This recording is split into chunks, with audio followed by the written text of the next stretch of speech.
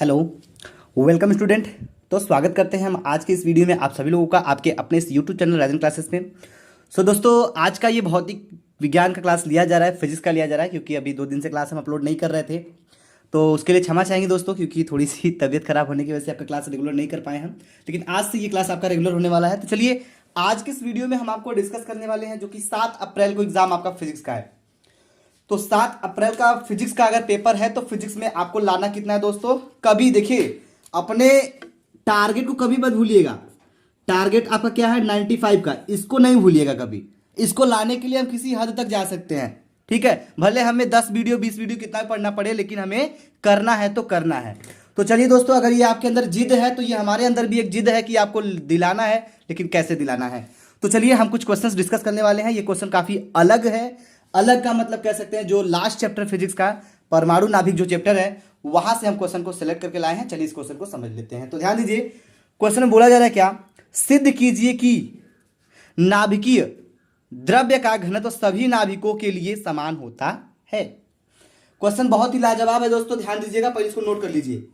Question में साफ साफ पहले बोला क्या गया है? क्वेश्चन जो बोल रहा है कि सिद्ध करना हमें कि जो नाभिकीय द्रव्य का घनत्व होता है वो सभी नाभिकों के लिए समान होता है। ये क्वेश्चन दोस्तों 2018 में आया है और ये क्वेश्चन काफी बेहतरीन यानी बहुत ही अच्छे नंबर में पूछा जाता है। अच्छे नंबर कह सकते हैं, 3 से 4 नंबर में तो जरूर पूछा जाएगा। तो चलिए इसको कर लेते हैं हम लोग। तो यहां पे पहले आप लिखेंगे माना नाभिकों की त्रिज्या r है। तो ये मानना पड़ेगा। तो पहले यहाँ पे लिखेंगे आप माना। ध्यान दीजिए भाई, सवाल है, थोड़ा लैंग्वेज के साथ लिखेंगे तो एग्जामिनर आप पे काफी इंप्रेस होगा और पूरा नंबर देने की कोशिश करेगा, इसलिए ध्यान दीजिएगा। क्या बोले? माना नाभिकों की संख्या, माना नाभिकों की त्रिज्या कैपिटल R एवं द्रव्यमान क्या हो जाएगा? द्रव्यमान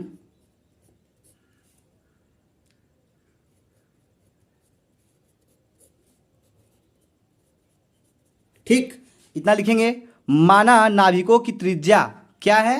R एवं द्रव्यमान संख्या जो है वो A है। क्लियर है? इतना लिख लिए। चलिए, अब नाभिक का आयतन निकालने चलेंगे। तो ध्यान दीजिएगा, नाभिक का आयतन, आयतन जानते हैं क्या होता है ना? वॉल्यूम निकालना है हमको यहाँ पे। तो जब नाभिक का आयतन निकालेंगे तो आयतन को दिखाते हैं किससे? भी से दिखाते हैं। तो आयतन क्या आपका हो जाएगा? 4/3। नाभिक जो होता है गोलाकार होता है और गोले की जो आयतन निकालेंगे तो क्या हो जाएगा दोस्तों? 4/3 पाई r क्यूब। ठीक है। तो आयतन आप निकालेंगे 4/3 पाई r क्यूब। ये आप जानते हैं कि जो नाभिक है वो गोलाकार होता है और गोले का जो आयतन होता है वो 4/3 पाई r क्यूब होता है। इतना आपको पता होना चाहिए दोस्तों, ये सिंपल सी बात है। ठीक है। अब इतना करने के बाद आपको क्या करना होगा? ध्यान दीजिएगा, परंतु नाभिक की त्रिज्या निकालना है यहां से। ठीक है, तो चलिए निकाल लेते हैं हम यहां पे।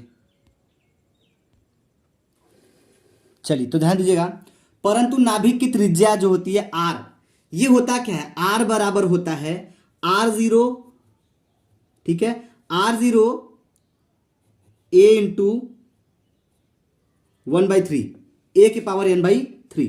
ये होता क्या है? ये फार्मूला होता है r बराबर ना। लेकिन नाभिक की जब हम त्रिज्या की बात करेंगे दोस्तों, तो नाभिक की जो त्रिज्या होती है वो r बराबर r0 a इंटू a की पावर 1/3 होता है। तो करना कुछ नहीं है, ध्यान समझिएगा, सवाल बहुत सिंपल है। सॉरी, यहाँ पे देखिए स्मॉल r लिख दिए। सॉरी, इसके लिए गलती होगी भाई, क्योंकि यहाँ पे कैपिटल R होगा, यहाँ पे स्मॉल r नहीं होगा। ठीक है। चलिए, अब इस कैपिटल R की जगह पे हम इसी को पूरा रख देंगे, ये पूरा मान उठा के इसकी जगह पे। तो देखिए क्या कहना चाहते हैं और उसको लिख के दिखाते हैं आपको। तो ये हो जाएगा क्या?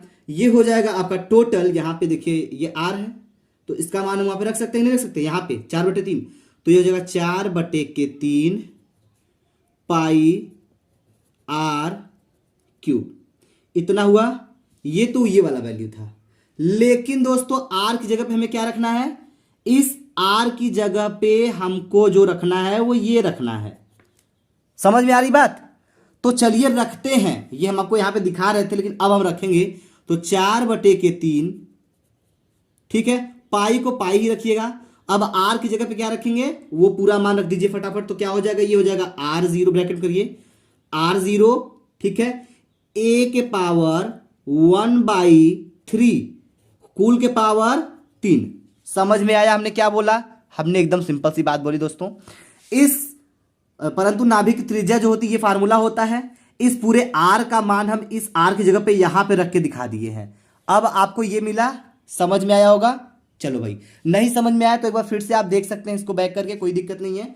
अब हम आगे की तरफ बढ़ेंगे तो इसको थोड़ा हल करने की कोशिश करते हैं। जो हल करेंगे ना तो हमें मिलेगा क्या, चलिए इसको थोड़ा हल कर लेते हैं। तो जब हल करेंगे इसको तो एक चीज हमें मिलेगा यहां पे 4/3, 4/3, ठीक है। पाई है तो पाई लिख दीजिए। अब R0 है तो R0 लिखिएगा, लेकिन एक चीज ध्यान दीजिएगा यहां पे R0 के पावर क्या हो जाएगा दोस्तों, R0 के पावर में आपका क्या हो जाएगा, 3 हो जाएगा। क्योंकि इसका घात ये 3 है ना, ये तो इसके घात में, तो इसको करेंगे तो 3 हो जाएगा, तो इसका घात 3 हो जाएगा। अब आप पूछेंगे सर ऐसा क्यों हो रहा है? देखिए बाबू, 3 से 3 कट जाएगा, हम बता रहे हैं ना। 3 से 3 आपका ये कट जाएगा, ये कटेगा तो आपके पावर मतलब ये 3 से 3, देखिए जब इसमें बात करेंगे तो इससे 3 कैंसिल हो जाएगा, लेकिन जब ए इसके साथ लेंगे तो ये वाला 3 इसके साथ जुड़ा रहेगा क्यूब, ठीक है। और ए बचा है तो आपको ए यहां पे लिखना पड़ेगा। आपको समझ में आ गया होगा, गणित के स्टूडेंट हो भाई, ठीक है। इतना तो समझना पड़ेगा आपको, अगर नहीं समझेंगे तो बेकार है पढ़ाई लिखाई करना, ठीक है। चलिए अब आगे बढ़ते हैं हम लोग। अब आगे क्या करना है, हम लिखेंगे तो अब यहां लिखेंगे हम नाभिक का घनत्व, ठीक है। तो यहां लिख लीजिए नाभिक का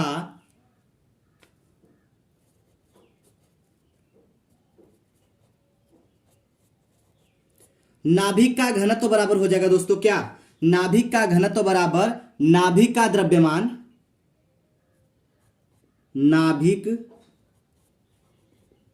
का द्रव्यमान बटे, ठीक है, नाभिक का आयतन, नाभिक का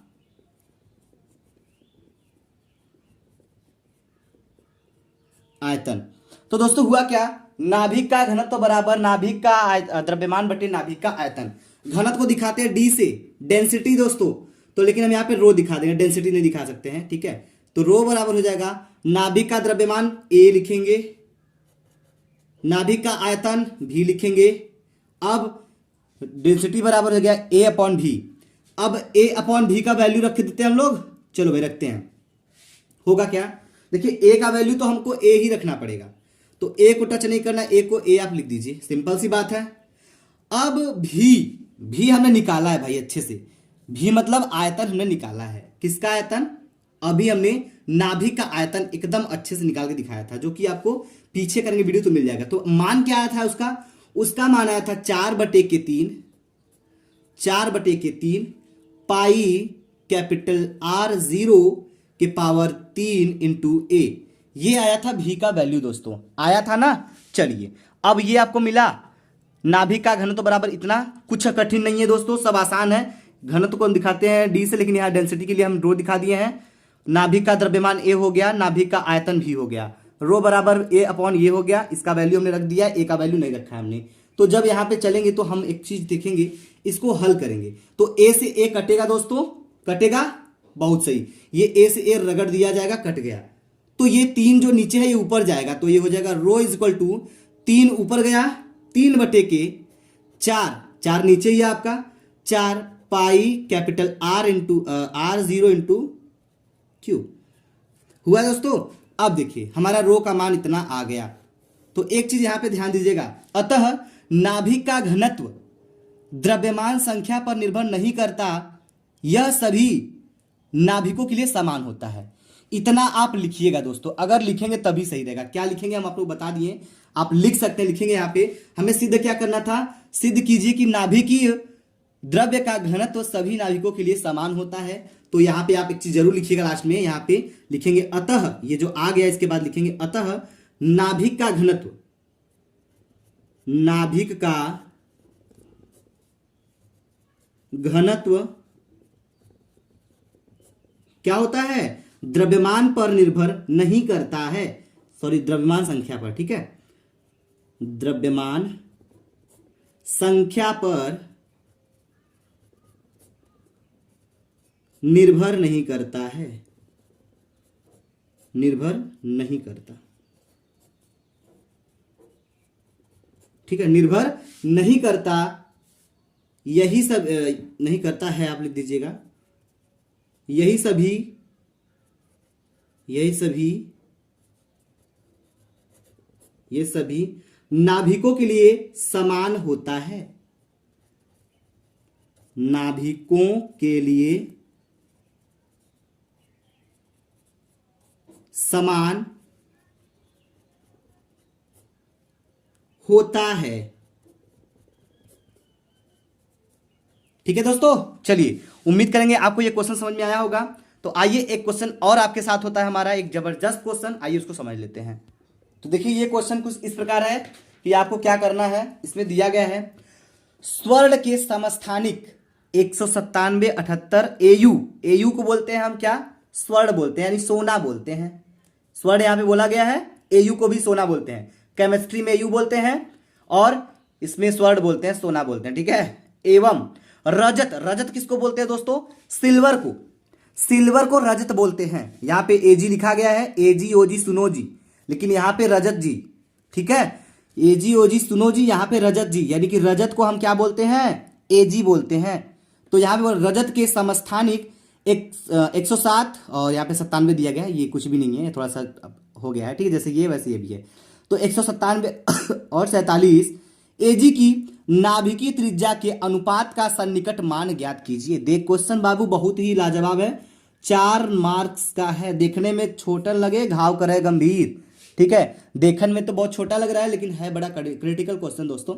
तो इसको करना आसान है, बहुत भी आसान है। ये क्वेश्चन पहली बार हम आप बात करें, ये क्वेश्चन एनसीईआरटी का बाप है, ठीक है, एनसीईआरटी का है क्वेश्चन। तो अगर ये एनसीईआरटी का क्वेश्चन तो जाहिर सी बात है थोड़ा ट्रिकी तो हो सकता है ना।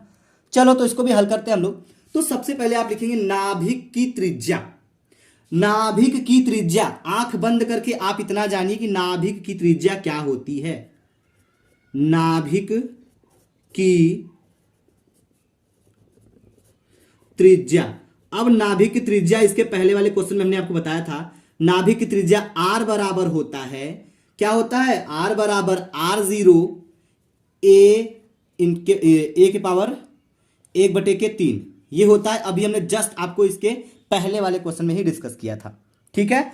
तो नाभिक की त्रिज्या जो होती है दोस्तों, r बराबर r0 a के पावर 1/3। अभी दोस्तों दिमाग में आपके चल रहा होगा, सर ये r बोल रहे हैं, a बोल रहे हैं, लेकिन ये r0 है क्या। बहुत लाजवाब क्वेश्चन बन रहा है दोस्तों आपके दिमाग में। चलिए इनको पहले खोल देते हैं। तो चलिए ध्यान दीजिएगा, जहां पे सबका मैटर क्लियर कर दे भाई, आप कौन कौन है, ठीक है, इसी में सब लोग छपे जा रहे हैं लेकिन बता नहीं रहे कौन क्या है। तो ये जो r है, तो r को तो जानते हैं, ये नाभिक की त्रिज्या है, ठीक है बाबू। r0 क्या है और a क्या है, तो सबसे पहले a को डिस्कस करते हैं। a आपका जो है, a द्रव्यमान संख्या है, क्या है, a द्रव्यमान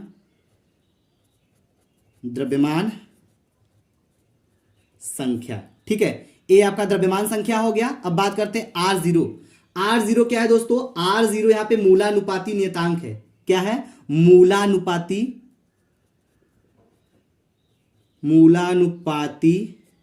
नियतांक,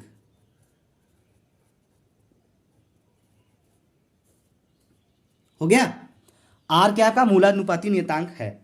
अब एक चीज ध्यान दीजिएगा, इतना तो क्लियर हो गया ना, बार बार नहीं पूछना पड़ेगा क्या है क्या नहीं है। चलिए इसको हल करते हैं। चूंकि यहां पे जो होगा ये r प्रोपोर्शनल, ठीक है, क्या बोला हमने, r प्रोपोर्शनल, यानी कि r समानुपाती क्या हो जाएगा, a के पावर 1/3। ये आप यहां पे लिख लीजिए पहले। अब आप पूछेंगे कैसे हुआ, चलिए ध्यान दीजिएगा, जो a दिया गया है वो द्रव्यमान संख्या है, लेकिन अभी ये भी नहीं पता है। r0 दिया है जो मूलानुपाती नियतांक है, लेकिन ये जो r क्या है भाई, ये r बराबर अगर हम लिखे हैं r0 a के पावर, देखिए इस त्रिज्या के जो है ये समानुपाती होगा, ये भी समानुपाती है, ये भी समानुपाती है, दोनों समानुपाती है ना, तभी तो इसके बराबर है। तो जो अगर ये r के r0 समानुपाती है दोस्तों, तो ये r जो है ये ए के भी समानुपाती होगा। यही चीज हमने यहां पे दिखाया है, चूंकि आर प्रपोर्शनल ए के पावर 1/3। समझ में आया? कूलाम का नियम पढ़े होंगे तो ठीक है, नहीं पढ़े होंगे तो जानिए वहां पे होता है। ठीक है, समझ में आ जाएगा आपको। तो ये आर समानुपाती ए के पावर 1/3 हो गया। क्लियर है? गुड। अब एक चीज ध्यान दीजिएगा, इतना करने के बाद आप यहां पे निकालेंगे इसका अनुपात।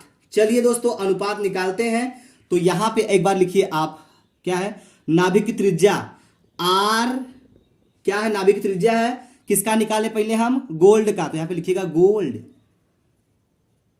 आर गोल्ड बटे के आर रजत को क्या बोलेंगे? सिल्वर, SILVER, आर गोल्ड बटे के आर सिल्वर। ठीक है, अब इसके बराबर लिखेंगे क्या?